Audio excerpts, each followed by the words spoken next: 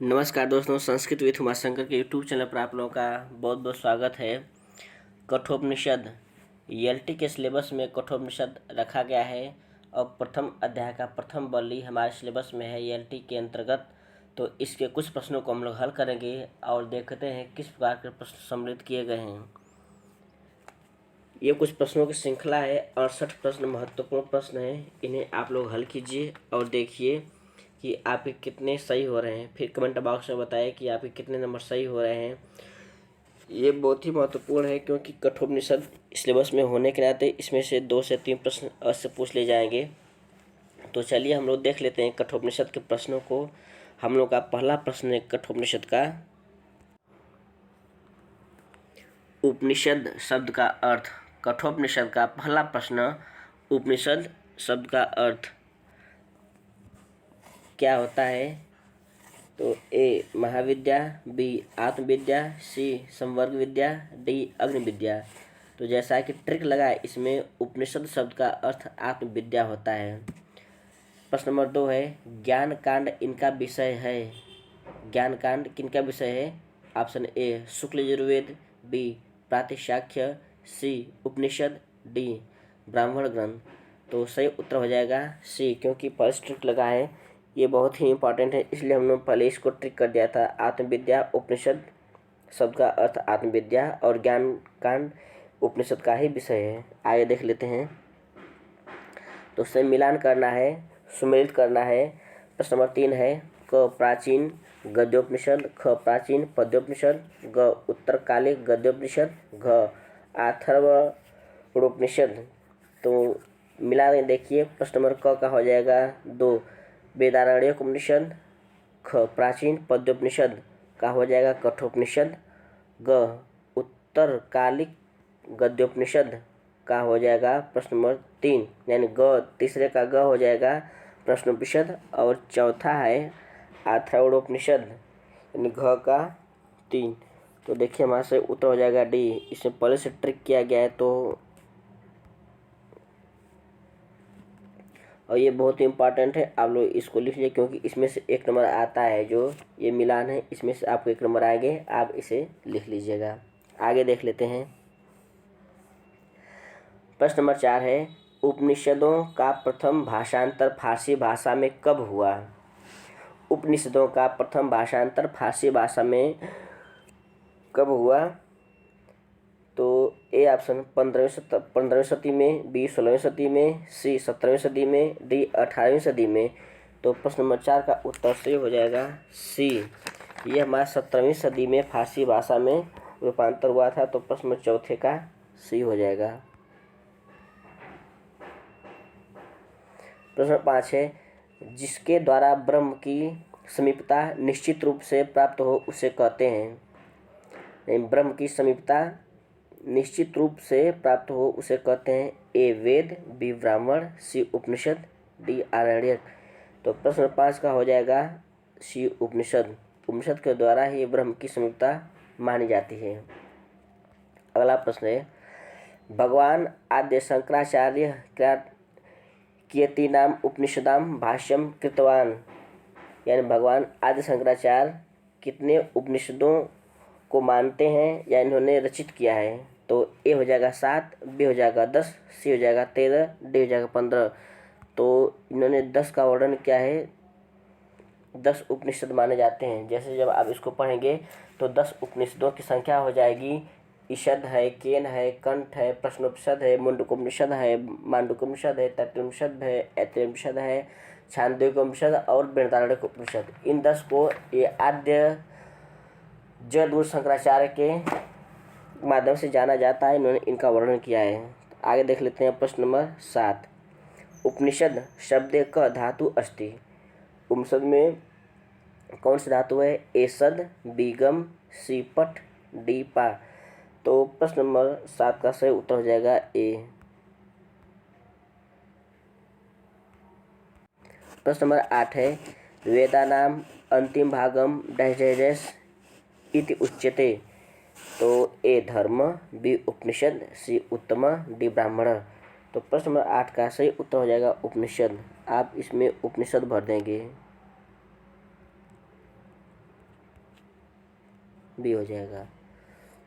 प्रश्न नंबर 9 है उपनिषद इति पदे कः प्रत्ययो अस्ति। उपनिषद पद में प्रत्यय पूछ रहा है। ए यत, बी क्विप, सी यत और डी केप। तो प्रश्न नंबर 9 का हो जाएगा केप प्रत्यय, उपनिषद में केप प्रत्यय। प्रश्न नंबर 10 है अधस्तन युग्मानाम समीचीनाम तालिकाम चिनुत। नीचे दिए गए को क्रम से चयन कीजिए, किसका कौन सा सही मिलान कीजिए। तो देखिए ए का हो जाएगा 4, बी मैत्रायणी संहिता, बी मैत्रायणी संहिता। ओ का देखिए अ का 4 हो जाएगा और ब का मैत्रायणी संहिता, ब का 3 हो जाएगा और सत्यम व धर्मचर, स का 2 हो जाएगा और डी नचिकेतोपाख्यान। आप लोग पढ़ते ही हमारे सिलेबस में है तो कठोपनिषद हो जाएगा। तो प्रश्न नंबर 10 का सी हो जाएगा। उपनिषदों का मुख्य प्रतिपाद्य क्या रहा है।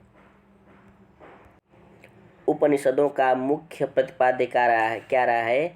ए धार्मिक विषय, बी दार्शनिक विषय, सी सामाजिक परिवेश, डी सामाजिक व राजनीतिक परिवेश। तो सही उत्तर हो जाएगा 11 का बी दार्शनिक विषय। दार्शनिक विषय हमारा बी सही हो जाएगा। आगे नचकेतस अग्ने उपदेष्टाभवत्। ए यम, बी ब्रह्मा, सी विश्वे देवा, डी बृहस्पति। तो प्रश्न नंबर 12 का हो जाएगा यम उपदेश देते हैं नचिकेता को। प्रश्न नंबर 13 कठोपनिषद अनुसारम महतः परम किम अस्ति। कठोपनिषद के अनुसार महत क्या है। ए मन, बी अव्यक्तम, सी पुरुष, डी आत्मा। तो प्रश्न नंबर 13 का हो जाएगा अव्यक्तम, बी। प्रश्न नंबर 14 है रथ रूपकम कुत्र विद्यते। रथ रूपकम कुत्र विद्यते। ए छांदोग्ये, बी वेदारण्यके, सी श्वेताश्वतरे, डी कठे। तो आप जब पढ़ेंगे प्रथम अध्याय की तृतीय वल्ली में तो इसका वर्णन किया गया है आत्मा का, शरीर का, मन का।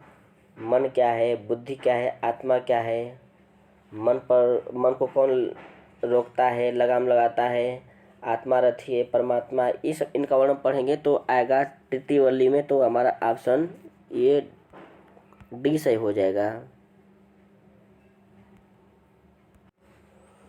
प्रश्न नंबर 15 एतेषु सारथी क उच्यते। देखिए अभी हमने इसकी चर्चा की थी कि एतेषु सारथी क उच्यते, यानी इसमें सारथी कौन है। ए आत्मा, बी शरीरम, सी मन, डी बुद्धि। तो सारथी बुद्धि। प्रश्न नंबर 15 का हो जाएगा डी, ये सारथी है। आत्मा को रथी कहते हैं, शरीर को रथ कहते हैं, बुद्धि को सारथी कहते हैं और मन को लगाम, यानी मन को लगाम ऐसा समझते हैं। ये तृतीय वल्ली में वर्णित है। बहुत ही इंपॉर्टेंट लाइन है। पूछता है कि आत्मा को क्या समझना चाहिए, तो रथी, और शरीर को रथ, बुद्धि को सारथी और मन को लगाम। तो हमारा बुद्धि पूछा है तो डी हो जाएगा सारथी यानी बुद्धि। 16 देख लेते हैं कृष्ण यजुर्वेद संबद्ध अस्ति।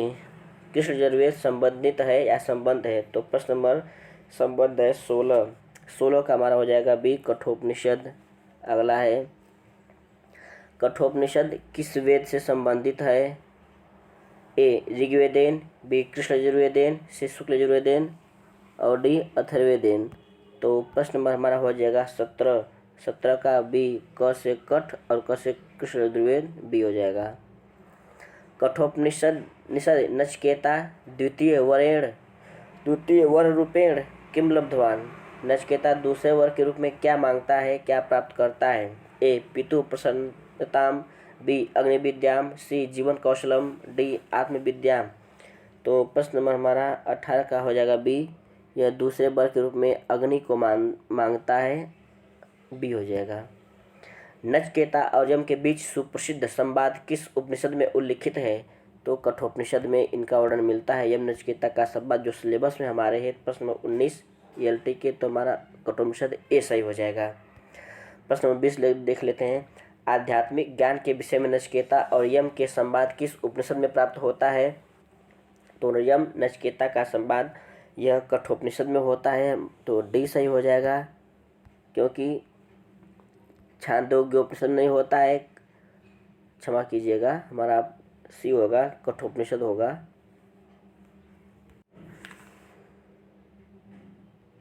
कठोपनिषद होगा।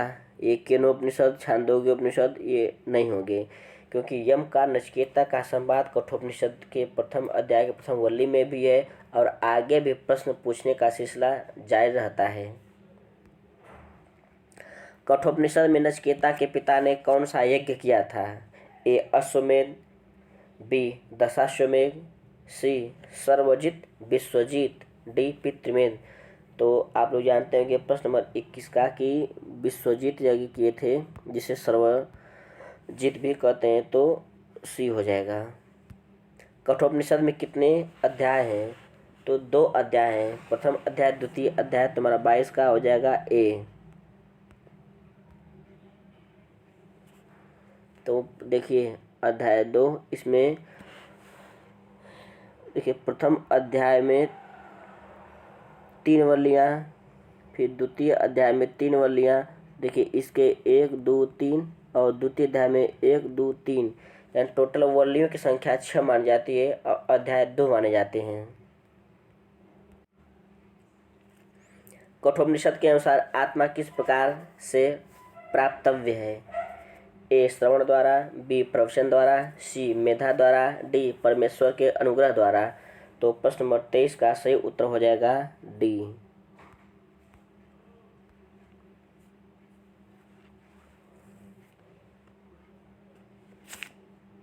अगला है, कठोपनिषद के अनुसार बुद्धिमान व्यक्ति किसका वर्णन करता है? ए श्रेय का, बी प्रेय का, सी श्रेय और प्रेय दोनों का, डी न श्रेय का न प्रेय का।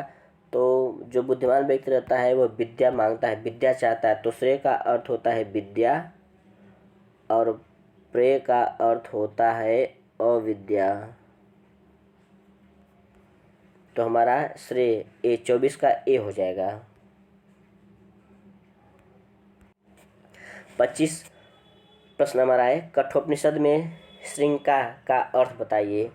ए प्रवाल जटित माला, बी तुलसी माला, सी रुद्राक्ष माला, डी अकुत्सित कर्ममयी गति। तो हमारा डी हो जाएगा, अकुत्सित कर्ममयी गति, डी। ये श्रृंखला का अर्थ है। कठ शाखाया उपनिषद किम नाम अस्ति? कठ शाखा उपनिषद क्या नाम है? ए कठोपनिषद, बी ईशावास्योपनिषद, सी कठोपनिषद, डी केनोपनिषद। तो प्रश्न नंबर 26 का हो जाएगा कठोपनिषद सी। कठोपनिषद कस्या शाखाया प्रतिनिध्यम करोति? कठोपनिषद किसकी शाखा का प्रतिनिधित्व करता है? ए कठ शाखाया, बी प्राणायनीय शाखाया, सी कौथुम शाखाया, कौथुम है, डी काणव शाखाया। तो 27 का हो जाएगा कठ शाखा, ए हो जाएगा। नचिकेतोपाख्यानम कस्मिन् उपनिषदि प्राप्यते? नचिकेता उपाख्यान किस उपनिषद में प्राप्त होता है? तो आप लोग भी पढ़ रहे हैं, कठोपनिषद 28 का हो जाएगा सी। नचिकेतस्य पिता कस्मै तम प्रदात? नचिकेता पिता कस्मै यानी पिता किसको प्रदान कर देते हैं? ए संभवे, बी विष्णवे, सी मृत्युवे, डी वरुणाय। तो 29 का हो जाएगा मृत्यु को प्राप्त कहते हैं जाओ तुमको मृत्यु के पास भेजता हूँ, तो सी हो जाएगा। कठोपनिषदनुसारम प्राणेन संभवति? कठोपनिषद के अनुसार प्राण संभवतः ए अदिति, बी आत्मा, सी बुद्धि, डी मन। तो 30 का हो जाएगा अदिति। मन से अधिक गति वाला कौन है? इम्पोर्टेंट है। मन से अधिक, लोग मानते हैं कि सबसे अधिक तेज चलने वाला मन है, लेकिन कठोपनिषद में बताया गया है कि मन से भी तेज चलने वाले परमेश्वर हैं, ईश्वर। कठोपनिषद नचिकेतसां किं प्राप्तम? कठोपनिषद में नचिकेतसां किं प्राप्तम? ए हिरण्यादिकम, बी वरत्रयम, सी स्त्रीरत्नम, डी पुत्र परिजनादिकम। तो कठोपनिषद में नचिकेता को 3 वर मिलते हैं, तो हमारा 32 का हो जाएगा बी। यमेन श्रेय प्रेय विवेचनम कस्याम उपनिषद विद्यते? ए वेदारण्यके, बी छंदोग्ये, सी ईशावास्ये, डी कठोपनिषद। तो 33 का हो जाएगा डी। मतलब श्रेय और प्रेय का विवेचन पूछ रहा है कि श्रेय और प्रेय का विवेचन उपनिषद के किस भाग में है, यानी किस उपनिषद में है, तो कठोपनिषद में है। इंद्रियभ्यः परा हार्था अर्थेभ्यश्च परम मनः इत्यंशो वर्तते। इंद्रियभ्यः परा, तो ये मन है और इंद्रियों को कंट्रोल नियंत्रित करने के संबंधित। तो ए अग्नि सूक्त में, बी ईशावास्य उपनिषद में, सी कठोपनिषद में, डी प्रजापति सूक्ते। तो 34 का हो जाएगा कठोपनिषद में इंद्रिय का, मन का इत्यादि वर्णन किया गया है। उत्तिष्ठत जागृत के पाठ वाला ग्रंथ। उत्तिष्ठत जागृत, ए मंडूकोपनिषद, बी प्रश्नोपनिषद, सी कठोपनिषद, डी छांदोग्योपनिषद। तो 35 का आप लोग जानते हैं, सी कठोपनिषद में यह बताया गया है। नचिकेता कस्मात् वरत्रयं लब्धवान? नचिकेता किससे 3 वर प्राप्त करता है? ए इंद्रात, बी वशिष्ठात, सी यमात, डी सूर्यात। तो वह यम से प्राप्त करता है, तो सी हो जाएगा। अगला, न वित्तेन त्रपड़ीय मनुष्य इत्यम लोकांशान अस्ति। यानी मनुष्य वित्त के मनुष्य नमिष्ण वित्तेन, वित्त से त्रपड़ियों में होता संतुष्ट। मनुष्य कभी धन से संतुष्ट नहीं होता है। ए ईशावास्योपनिषद में वर्णन है, बी छांदोग्योपनिषद में वर्णन है, सी तैत्तिरीयोपनिषद में वर्णन है, डी कठोपनिषद। तो हमारा डी कठोपनिषद में ही बताया गया है कि व्यक्ति इस संसार में धन से कभी भी संतुष्ट नहीं हो सकता है।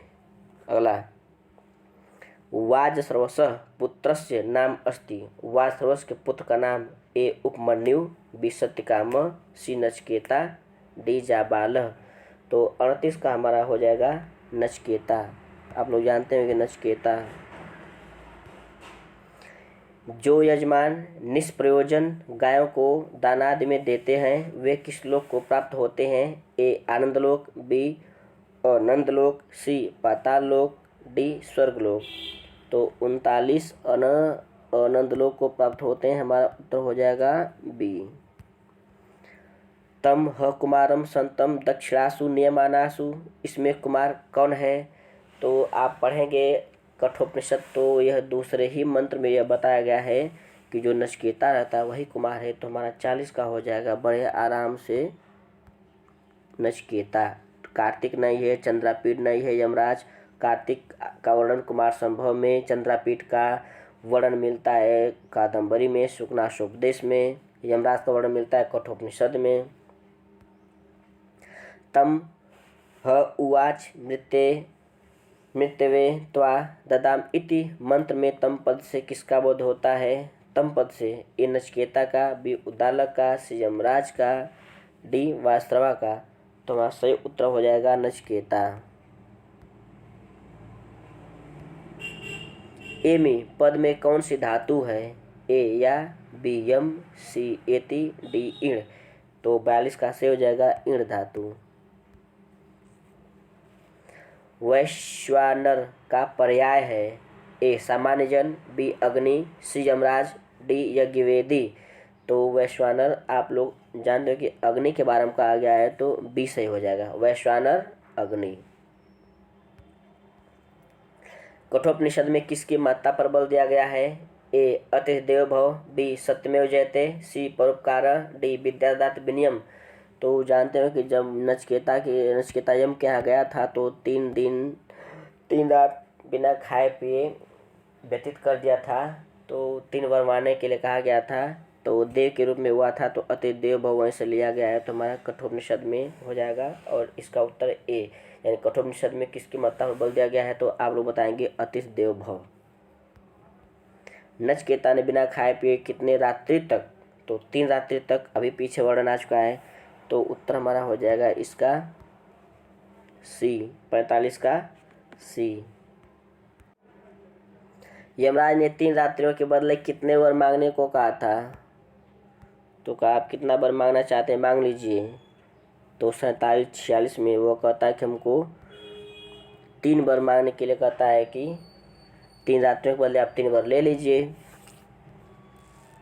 वीतमन्यु गौतमो माँ मृत्यु में वीतमन्यु कौन है, तो आप पढ़ेंगे तो उसमें जो नचिकेता के पिता का वर्णन मिलता है, तो हमारा उत्तर हो जाएगा डी, नचिकेता के पिता। वीतमन्यु गौतमो में वीतमन्यु नचिकेता के पिता से संबंधित है। 48 देख लेते हैं। नचिकेता ने प्रथम वर के रूप में क्या मांगा, अग्नि विद्या, ब्रह्म विद्या, पिता की प्रसन्नता, आत्ममुक्ति। तो पिता को खुश करना चाहता था, क्योंकि पिताजी ने उसको डांट दिया था, भगा दिया था कि तुमको मृत्यु को देता हूँ। तो सी हो जाएगा प्रथम वर में पिता की प्रसन्नता। नमस्तेस्तु ब्रह्मांड स्वस्ति में अस्तु, यह किसने कहा, वाजश्रवा ने, यमराज ने, नचिकेता ने, ब्राह्मणों ने। तो यमराज यहाँ पर कहते हैं कि नमस्ते तू, नमस्कार है, ब्रह्मांड स्वस्थ में तू, अब मुझे कल्याण, मेरा कल्याण हो और आपको नमस्कार है। तो प्रश्न नंबर 49 का हो जाएगा हमारा यमराज बी। किस लोक में मृत्यु एवं वृद्धावस्था आदि का भय नहीं है, किस लोक में न तो मृत्यु का न तो वृद्धावस्था का डर है, स्वर्गलोक, भूलोक, नरकलोक, पाताल लोक।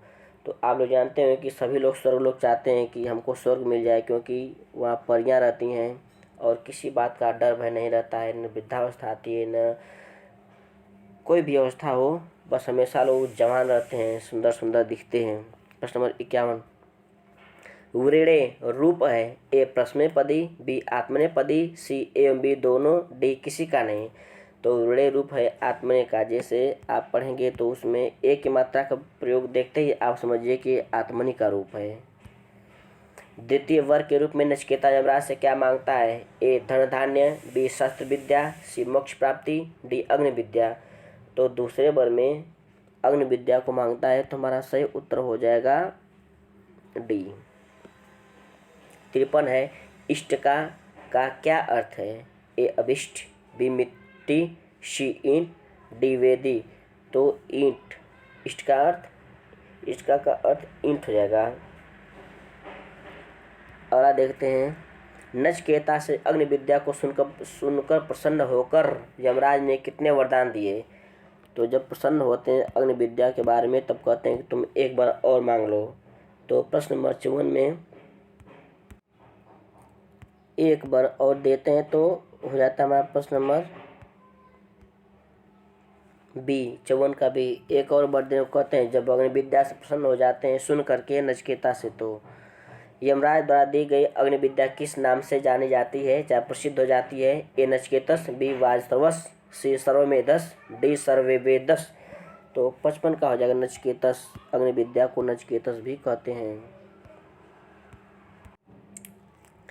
निम्न में से किसका वर्णन नचिकेतस अग्नि में नहीं है, नचिकेतस अग्नि में नहीं है, ए इष्ट का स्वरूप, बी इष्ट का नाम, सी इष्टका की संख्या, डी इष्टका का प्रकार।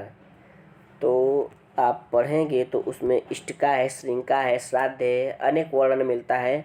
देखिए नहीं पूछ रहा है, तो इष्टका के स्वरूप का वर्णन है, इष्टका की संख्या का वर्णन है, इष्टका के प्रकार का वर्णन है। तो नहीं में हो जाएगा इष्टका के नाम का वर्णन नहीं है, तो हमारा उत्तर हो जाएगा बी।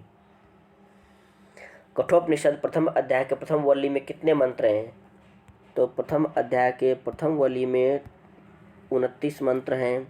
नचिकेता, यमराज ने नचिकेता को आतिथ्य रूप में क्या प्रदान किया, ए अंगवस्त्र, बी दंड, सी छत्र, डी श्रृंखला।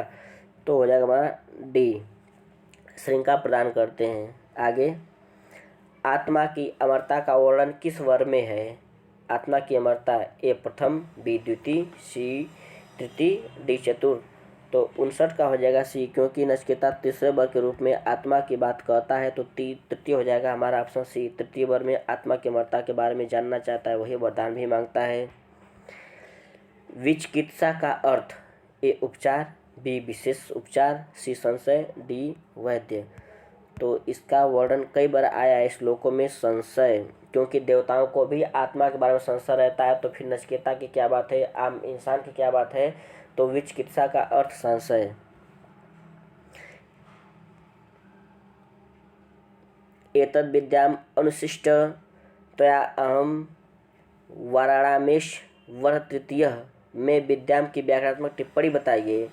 इसका अर्थ हैगा कि वर तृतीय वर्ग के रूप में वर्णाम इस मैं इस वर्ग को मांगता हूँ। कौन सा? एतद् विद्याम, इस विद्या को, अनुशिष्ट त्वया अहम, आप इसे बताइए, आप मुझे इस विद्या के बारे में बताइए। तो इसकी व्याकरणात्मक टिप्पणी हो जाएगा, हमारा प्रश्न नंबर हो जाएगा विद धन विधिलिंग लकार उत्तम पुरुष एक वचन, ए सही हो जाएगा, क्योंकि षष्ठी में होगा नहीं और विद धनलोट में होगा नहीं। उत्तर हमारा 61 का ए हो जाएगा। किसके बदले में यमराज ने नचिकेता से भौतिक सुख सुविधा मांगने को कहा था? यमराज कहता है कि नचिकेता आप भौतिक सुख को मांग लीजिए, गाड़ी, बंगले, सुख, संपत्ति, ऐश्वर्य, रमणियाँ, लेकिन आत्मा के बारे में जानने से मना करते हैं। तो हमारा सही उत्तर हो जाएगा आत्मा का स्वरूप 62 का बी।